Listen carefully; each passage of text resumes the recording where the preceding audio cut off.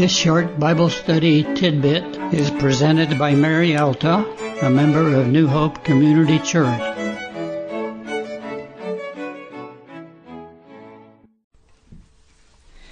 This tidbit is composed of knowing and supposing.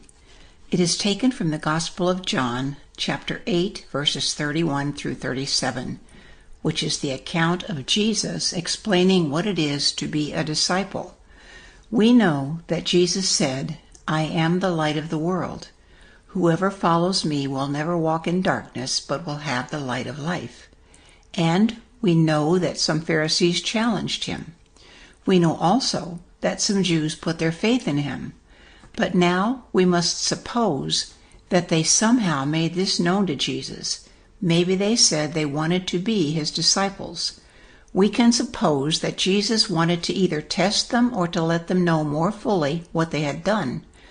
We know that he addressed them specifically by saying, "If you hold to my teaching, you are really my disciples. Then you will know the truth, and the truth will set you free." We can suppose that this was not what they expected to hear. Maybe they thought he would be really pleased with them. Instead, Jesus began to teach them what it is to be a disciple. By the way, that word hold means to abide, remain, dwell, live. We know they responded to him by saying, "We are Abraham's descendants and have never been slaves of anyone. How can you say that we shall be set free?" We can suppose from that response that they did not understand what Jesus was saying. It was almost a confrontation. We know that Jesus told them, "Everyone who sins is a slave to sin. If the Son sets you free, you will be free indeed." He meant that anyone who habitually sins is a slave to sin. We know they responded again, "Abraham is our father." We suppose they meant that being Abraham's descendants was enough. All was right between them and God because of that. We know that Jesus told them that they were wrong about even that when he said, "If you were Abraham's children, then you would do the things Abraham did. You are doing the things your own father does." We suppose from their response that they were not happy about the inference. We know they responded, "We are not illegitimate children. The only father we have is God himself." Notice that they have taken it a step further. First, Abraham was their father. Now God is their only father. Jesus begins to explain to them how they are wrong again. They cannot be children of God because, as he says, "You are unable to hear what I say." Jesus goes on to tell them that their father is the devil, and they want to carry out the devil's desire. Not only that, but the final reason Jesus gives is this: "He who belongs to God hears what God says. The reason you do not hear is that you do not belong to God." We suppose this made them a little more than angry. Here they had thought they were doing a great thing by believing in him, and now he is telling them they belong to the devil, not to God.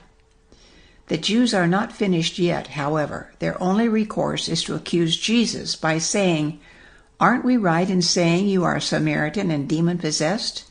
Notice that they did not deny what he had been saying. Jesus denies the charges against him and gives them a benefit of really being a disciple by saying, "If anyone keeps my word, he will never see death." We suppose the Jews now thought they had something solid to prove that they were right in their thinking about Jesus being demon-possessed. We know that they remind Jesus that Abraham died and so did the prophets, and they add, "Who do you think you are?" I want to stop right here for just a moment to point out that this all happened after they put their faith in Jesus. But we have to ask, who exactly is it that they thought they were putting their faith in? Jesus answered their question of who he is by bringing Abraham into the conversation again, that he knew personally something about Abraham.